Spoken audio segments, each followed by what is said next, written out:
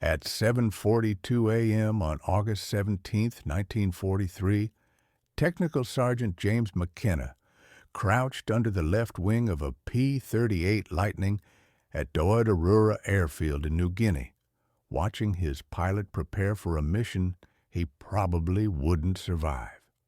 The pilot was Lieutenant Robert Hayes, 23 years old, 6 combat missions, 0 kills. The Japanese had sent 18 Mitsubishi A-6M0 fighters to intercept the morning patrol.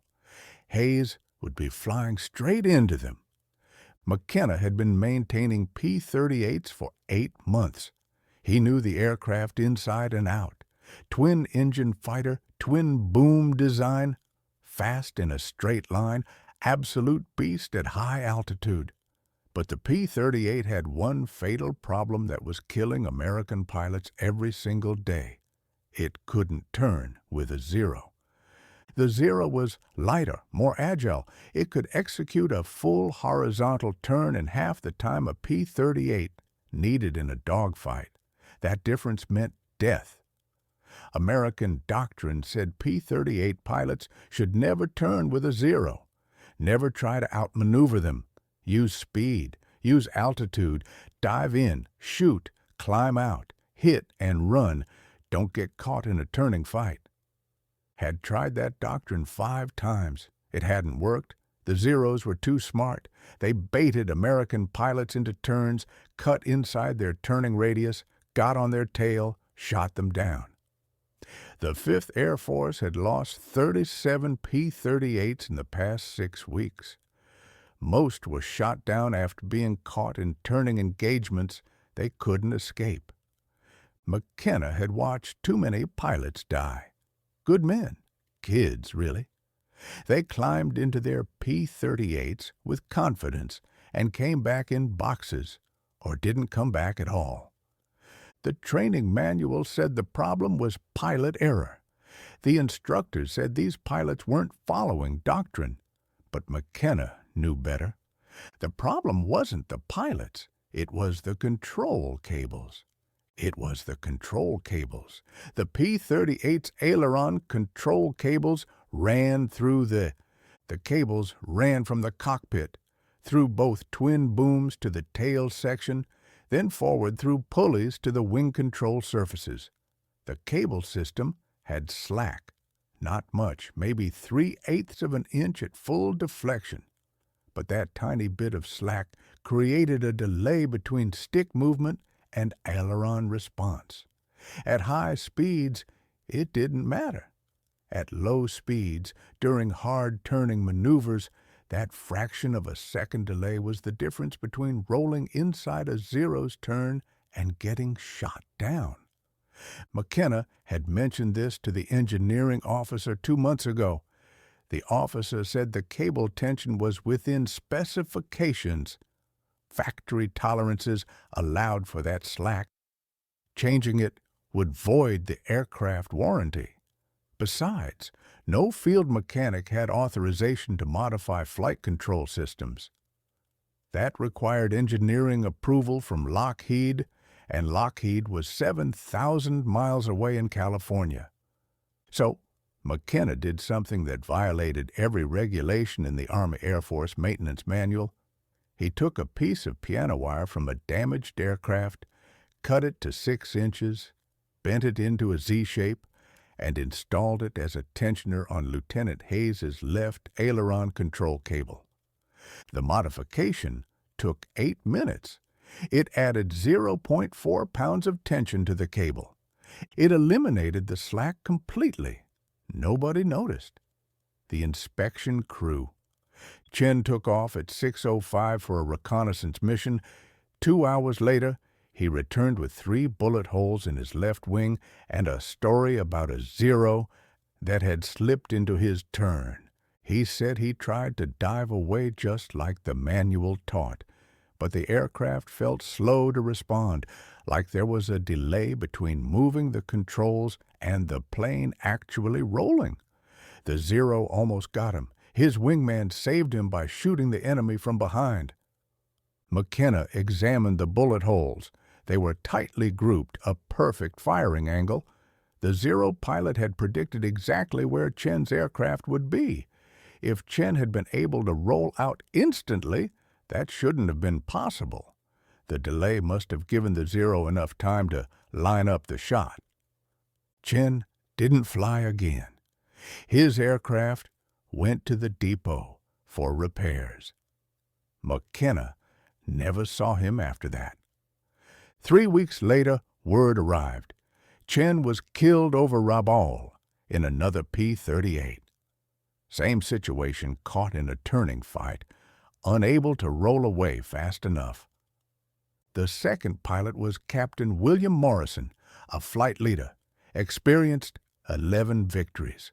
He knew the P-38 inside and out, knew its limits, flew with his head, not his ego.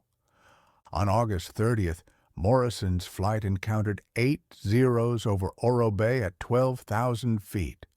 Morrison shot one down in the first dive, then turned to re-engage.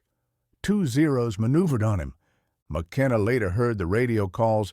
Morrison tried to escape with a split S, but reported that the controls felt soft and unresponsive. The Zeros stayed with him through the maneuver and shot him down at 4,000 feet. His wingman said the plane didn't seem to react fast enough, like Morrison was fighting the controls. Morrison died when the aircraft crashed. His crew chief, Rodriguez from Texas, a friend of McKenna's, was convinced something had been wrong with the airplane. When the wreckage was recovered, he checked everything: engines, control linkages, cable tension, all within spec. No visible fault. The official report said, pilot error. Rodriguez didn't believe it. Neither did McKenna. By mid-August, McKenna had seen 17 pilots killed. Some he knew well, others only from pre-flight checks. But he had worked on every one of their aircraft, signed off their maintenance logs, watched them taxi and take off. Some returned, some didn't. The survivors all described the same issue. In hard maneuvers, the P-38 reacted slowly. A slight delay between control input and the aircraft's roll. Many pilots assumed it was just the nature of a large twin-engine fighter, but McKenna knew it wasn't normal. He had felt that tiny slack in the control cables with his own hands, a small gap in the system. So he began listening closely to the sound the cables made. McKenna always listened to the sound the control cables made when he tensioned them. They had a certain low twang. Loose cables sounded different from tight ones, and he could hear the difference. Every P-38 on the line was slightly loose, within spec, but loose. He told Rodriguez this the night after Morrison died. Rodriguez asked, "What can we do?" McKenna replied, "Nothing official, but unofficially, there's a fix, though it could get both of us court-martialed. The problem wasn't that American pilots didn't know what to do. They did. Every briefing drilled the same rules. Never turn with the Zero. Doctrine was clear, but combat didn't follow doctrine." Lieutenant Robert Hayes had been in New Guinea for 2 months, 23 years old, farm kid from Iowa. 6 missions, 0 kills, not because he was bad, but because he followed the rules too strictly, and the rules kept putting him where he couldn't shoot. On his 3rd mission, Hayes dove from altitude on a Zero, building speed to nearly 400 miles per hour, coming in from the sun exactly by the book. He lined up the shot, started to bring his nose ahead. The Zero snap-rolled left and dropped away. Hayes tried to follow, but his P-38 felt heavy, like it was moving through mud.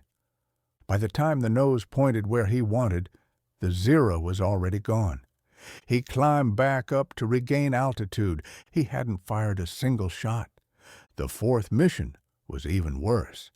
Hayes and his wingman attacked two Zeros at 15,000 feet. Hayes fired first, but missed. The Zero made a sharp right turn and Hayes rolled after it. Then his wingman shouted over the radio, "Two more Zeros coming from above." Hayes tried to level out and dive away. The plane responded, but too late. A diving Zero fired a short burst into Hayes's right tail. Boom! The 20-millimeter rounds didn't punch through, but they scared him badly. He broke off the fight and turned home, smoke trailing from his engines. On the fifth mission, Hayes watched his wingman die. His name was Lieutenant Thomas Parker. 21 years old, from Boston, they trained together. On August 14th, during a dogfight over Finchhofen, Parker got separated from the squadron. Two Zeros locked onto him. He tried everything, sharp rolls, reversals, scissors, but they stayed on him every move he made. Hayes heard his calls for help on the radio. He heard the panic. He heard Parker say his plane couldn't turn fast enough. He heard gunfire. He heard Parker scream. And then silence. Nobody slept that night. Parker's bed stayed empty. His belongings were packed and sent home. His P-38 was listed as missing in action. Maintenance log said, no mechanical issues. Official cause of death, pilot error, during defensive maneuver. McKenna had worked on Parker's plane that morning. Everything was perfect. Engine timing, control surfaces, cable tension, all within standards. The plane was fine. But Parker still died, and McKenna knew why. That 1 second delay in the controls, that tiny acceptable slack in the cables, it had killed Parker, just like it killed Morris and Chen and 14 other pilots. The worst part was the smell.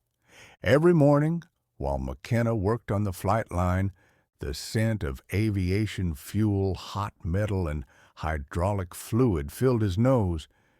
It was the smell of airplanes preparing for war. Some would return, some would not. And McKenna would be there the next morning, surrounded by the same smells, working on planes that couldn't react fast enough to save their pilots, knowing more young men would walk out to their aircraft and never come back. On the evening of August 16th, Hayes came to the maintenance area. He found McKenna working on his P-38. He asked if there was anything at all that could make the plane roll faster. He didn't care if it was within regulations. He just wanted a chance. McKenna looked at Hayes. He saw the fear. He saw the desperation. He saw a kid who knew he was going to die if nothing changed. He told Hayes to come back in the morning. He would do what he could. McKenna worked alone that night. After 11 p.m., the hangar was quiet. Most of the crew was sleeping. Only the distant hum of generators and the buzz of insects hitting the lights broke the silence. The air smelled of motor oil and tropical humidity. He removed the access panel on the left tail boom of Hayes's P-38. The metal was still warm from the sun. Inside, the aileron control cable ran along a line of pulleys toward the tail.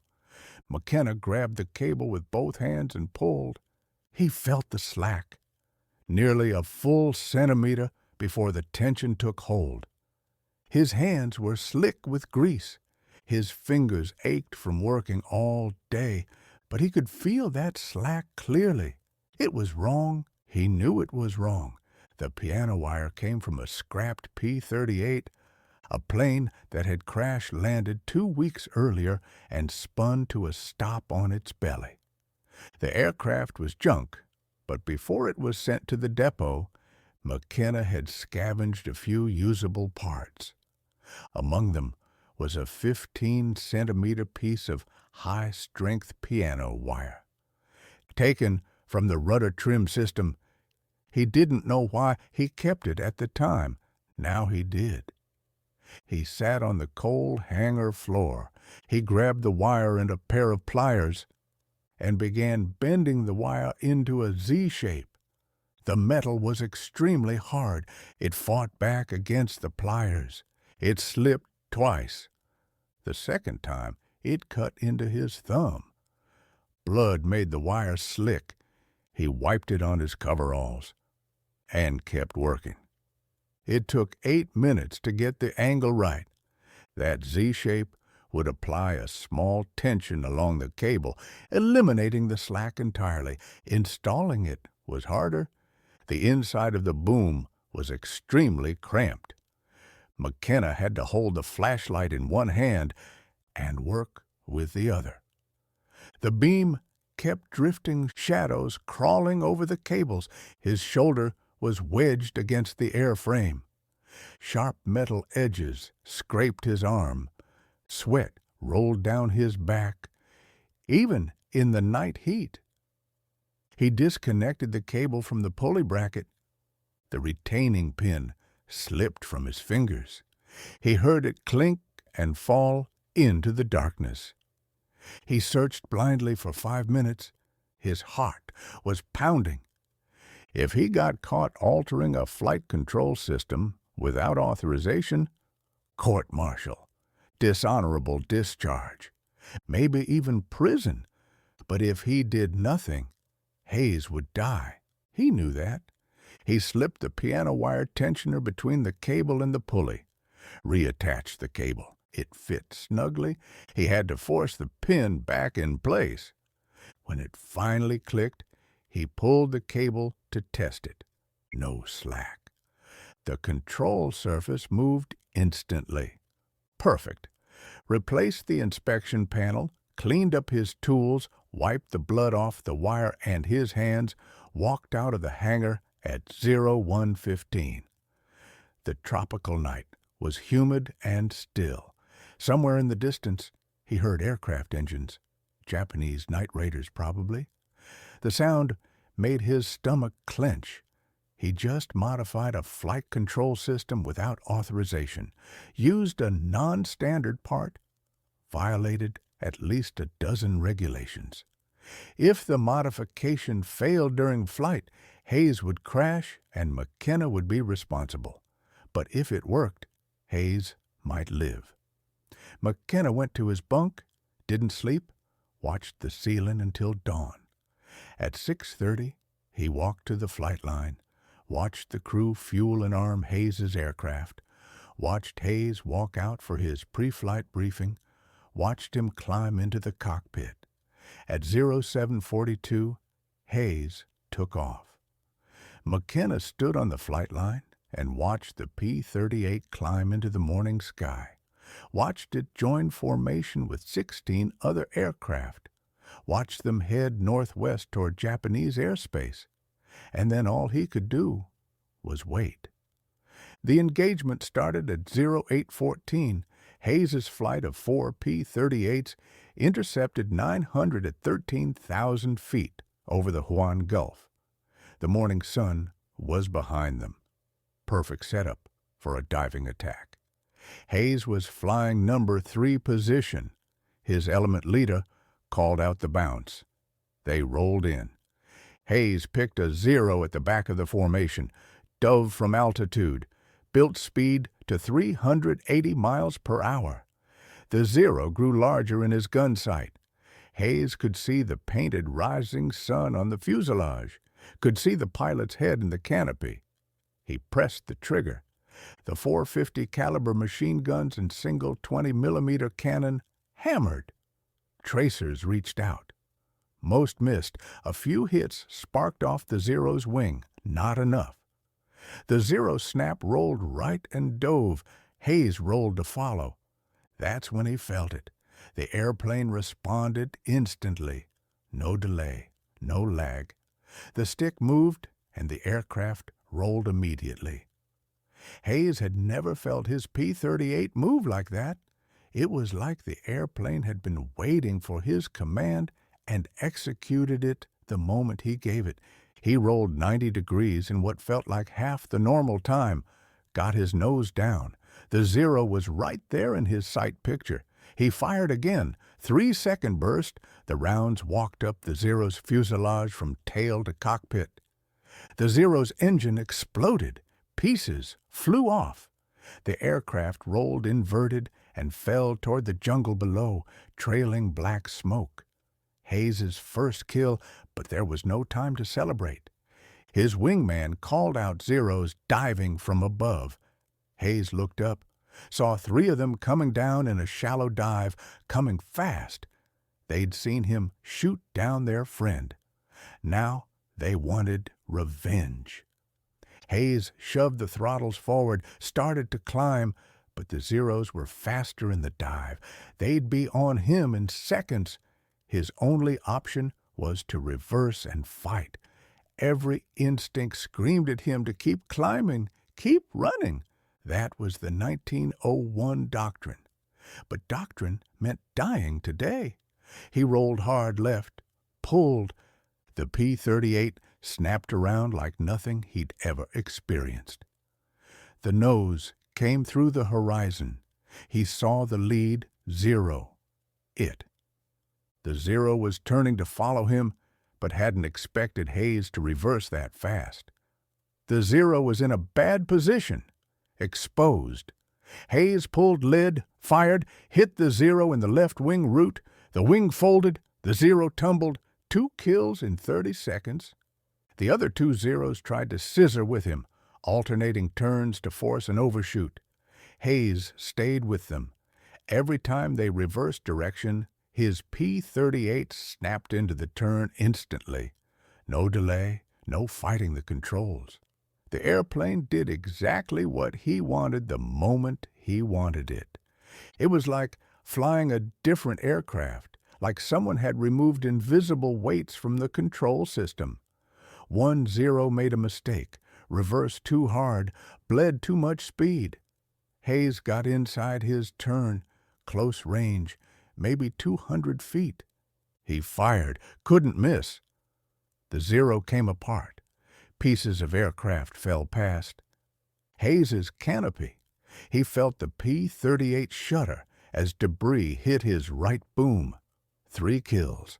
The 4th Zero ran. Hayes didn't chase. He was low on fuel and ammunition. He climbed back to altitude, reformed with what was left of his flight. They headed home. The entire engagement lasted 7 minutes. When Hayes landed at Doadura at 0903, McKenna was waiting on the flight line. Hayes shut down the engines, climbed out of the cockpit. His hands were shaking. His flight suit was soaked with sweat. He walked straight to McKenna. Hayes said 2 words. It worked. What neither of them realized was that 6 other pilots had watched Hayes's engagement from altitude. Captain Frank Mitchell saw the entire fight from 15,000 feet. Mitchell was a flight leader in the 475 fighter group. He'd been watching Hayes's element engage the Zeros below when he noticed something unusual. Hayes's P-38 was rolling faster than any lightning Mitchell had ever seen. The aircraft snapped through maneuvers like it weighed half what it should. Mitchell knew every pilot in the theater, knew their skill levels. Hayes was good, but not that good. Something was different about his airplane. After landing, Mitchell found Hayes in the debriefing room. Hayes was still amped up on adrenaline, hands shaking as he filled out the combat report. 3 confirmed kills. Mitchell asked him what was different. Hayes said he didn't know. His airplane just responded better today, faster. Mitchell asked if maintenance had done anything to the aircraft. Hayes said he should talk to Technical Sergeant McKenna. Mitchell found McKenna in the maintenance area 2 hours later. McKenna was working on a different P-38. His hands were black with grease. His coveralls were stained with hydraulic fluid. Mitchell asked him directly, "What did you do to Hayes's airplane?" McKenna looked at him for a long moment, then told him, "The piano wire tensioner, the cable modification, the unauthorized change to the flight control system." Mitchell listened without interrupting. When McKenna finished, Mitchell asked if he could do the same modification to Mitchell's aircraft. McKenna said yes, but Mitchell had to understand the risks. The modification wasn't approved, wasn't tested. If something went wrong, both of them would face charges. Mitchell said he didn't care. He'd lost 4 pilots in his flight in the past month. All caught in turning fights, they couldn't escape. If there was something that could help them survive, he wanted it. Regulations could wait. That evening, McKenna modified Mitchell's P-38. Same piano wire tensioner, same installation method. Mitchell flew it the next morning, came back raving about the improvement. The airplane rolled like a fighter instead of a truck, he told his wingman. The wingman told McKenna he wanted the modification too. By August 20th, McKenna had modified 9 aircraft. Word spread through the squadron. Pilots started asking their crew chiefs if they'd heard about the cable modification. Some crew chiefs refused, said it was against regulations. Others were willing to try. McKenna showed them how. Cut the piano wire, bend it into a Z shape, install it as an inline tensioner, takes 8 minutes. Changes everything. The modification spread pilot to pilot and mechanic to mechanic. No official documentation, no engineering approval, just whispered conversations in the ready room and maintenance area. Hayes shot down 2 more Zeros on August 22nd using the modified controls. Mitchell got 3 on August 25th. Other pilots started coming back from missions with kills. The statistics were impossible to ignore. Lieutenant James Watkins was a crew chief with the 49th Fighter Group stationed at Guisap. He heard about the modification from a pilot who transferred from Doadura. Watkins was skeptical, but he tried it on 1 aircraft. The pilot came back from the next mission with his first kill after 8 weeks of combat. Watkins modified 4 more aircraft. Other crew chiefs in the 49th started doing it too. By early September, maybe 40 P-38s in New Guinea had the modification. The engineering officer at Doadura noticed something was different, but couldn't figure out what. Control cable tensions checked out during inspections because the crew chiefs removed the tensioners before inspections and reinstalled them afterward. The pilots knew. The mechanics knew. Nobody told the officers. The kill ratio started shifting. In July, American pilots in the Southwest Pacific lost 2 P-38s for every Zero destroyed. In August, it was 1.3 to 1. By September, it was nearly even. Something had changed, but officially, nobody knew what. Then the Japanese noticed. Japanese fighter pilots first reported the change in late August. Flight reports from the 11th Air Fleet mentioned that American P-38s were maneuvering more aggressively, rolling faster into turns, reversing direction more quickly. The reports noted that tactics, which had worked reliably for months, were suddenly failing. Lieutenant Commander Saburo Sakai was one of Japan's top aces. 64 confirmed kills. He'd been fighting American pilots since Pearl Harbor. On September 3, 1943, Sakai engaged a P-38 over Wewak. He used his standard tactic: draw the American into a turning fight, wait for the P-38 to begin its roll, then snap his turn back the opposite direction to get inside the Americans' turning radius. Except the P-38 reversed with him. Sakai had executed this maneuver dozens of times. He knew exactly how long it took a P-38 to roll, knew the timing perfectly, but this P-38 rolled faster than it should have. Sakai barely avoided a head-on collision. The American got guns on him. Sakai had to dive away.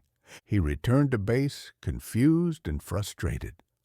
Other experienced Japanese pilots reported similar encounters. The Americans weren't flying differently. They were still using the same tactics, but their aircraft were responding faster. Fractionally, but enough to matter. Enough to disrupt the timing that Japanese pilots had learned to exploit. Japanese intelligence tried to determine what had changed. They examined wreckage from downed P-38s and found no obvious modifications. The aircraft looked identical to the ones they'd been fighting for months. The engines were the same. The armament was the same. Nothing visible had changed. What the Japanese didn't know was that the change was hidden inside the boom, a 6-inch piece of piano wire that looked like original equipment. Even if they had found it, they might not have understood its purpose. It wasn't a new weapon system, wasn't a new engine, just a minor modification to control cable tension. But that minor modification was killing their pilots. By mid-September, Japanese pilots were losing aircraft to P-38s at rates they hadn't seen since early in the war. The psychological impact was significant.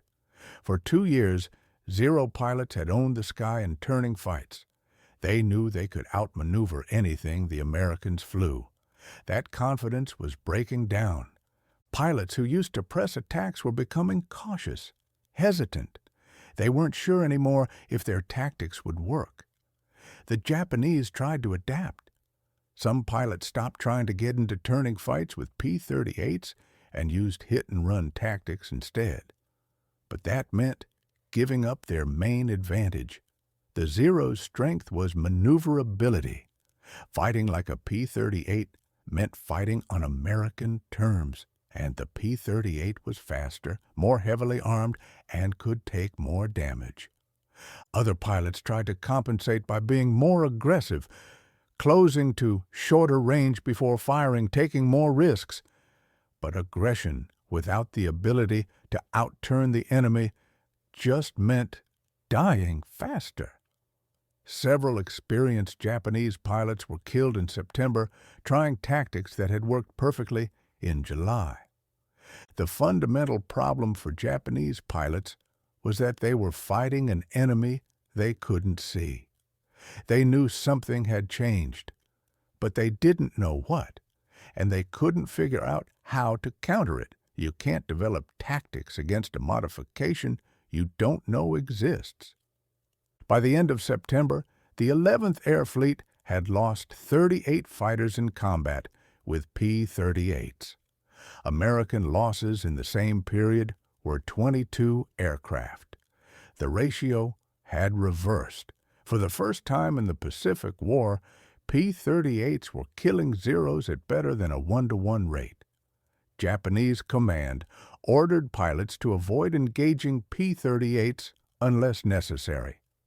They had significant numerical advantage. That order marked a turning point. The Zero had gone from hunter to hunted, and it all came down to a piece of piano wire that nobody was supposed to install. The modification never became official during the war. The Army Air Force Engineering Command learned about it in October 1943, when a maintenance inspector at Doadura noticed inconsistent cable tension readings. He traced the discrepancies to the piano wire tensioners, wrote a report, and sent it up the chain of command. The report sat on desks for 3 weeks while officers debated what to do. The modification violated regulations, but it was working. Fighter squadrons using the modification had measurably better kill ratios. Pilots were surviving. The question wasn't whether the modification helped. The question was whether to punish the mechanics who'd installed it without authorization or quietly approve it after the fact. In November, Lockheed sent an engineering team to New Guinea to evaluate the modification. They tested it, measured the cable tension, calculated the stress loads, and ran flight tests. Their conclusion was that the modification was safe and effective. It should have been part of the original design. Lockheed integrated a similar tensioning system into the P-38J model that entered production in December 1943. But McKenna never received official credit. No commendation, no recognition, no medal, no mention in any report. The official Lockheed documentation attributed the control system improvement to engineering analysis. McKenna's name didn't appear anywhere. Hayes survived the war. He flew 63 combat missions, shot down 11 Japanese aircraft, returned to Iowa in 1945, married his high school sweetheart, had 4 children, and worked as a crop duster for 37 years. He never forgot what McKenna had done. Every year on August 17th, Hayes called McKenna to thank him for saving his life. Mitchell also survived. He became a squadron commander, led his unit through the Philippines campaign, and shot down 16 aircraft. After the war, he stayed in the Air Force and retired as a colonel in 1963. He told the story of McKenna's modification to every young maintenance officer he supervised, made sure they understood that sometimes the best solutions come from enlisted mechanics who see problems the engineers miss. McKenna stayed in the Army Air Force until 1946. He returned to California, went back to working on cars, and opened his own garage in Long Beach in 1948. He worked on engines for 42 years. He never talked much about the war. When people asked, he'd say he was a mechanic. Fixed airplanes, that's all. In 1991, a military historian researching P-38 modifications found references to the piano wire tensioner in maintenance logs from New Guinea. The historian tracked down McKenna through veteran registries. McKenna was 73 years old by then, still working part-time in his garage.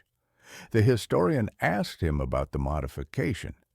McKenna confirmed the story, said it wasn't anything special, just something that needed doing.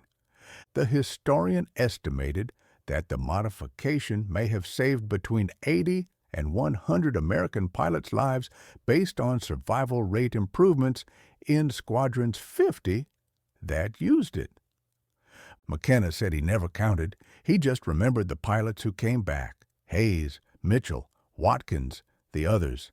That was enough. James McKenna died in 2006 at age 88.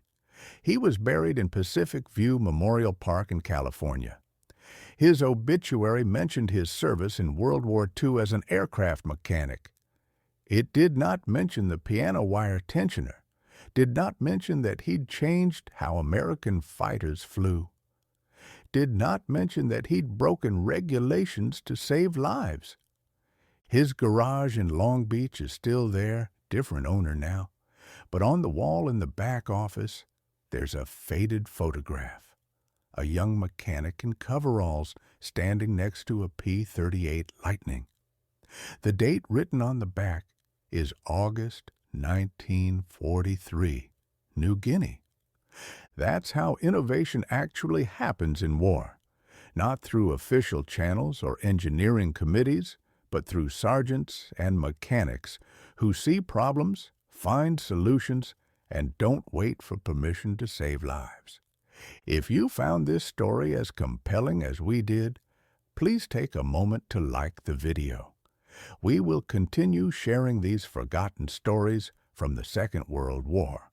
We must always remember. Thank you for watching. We are truly grateful.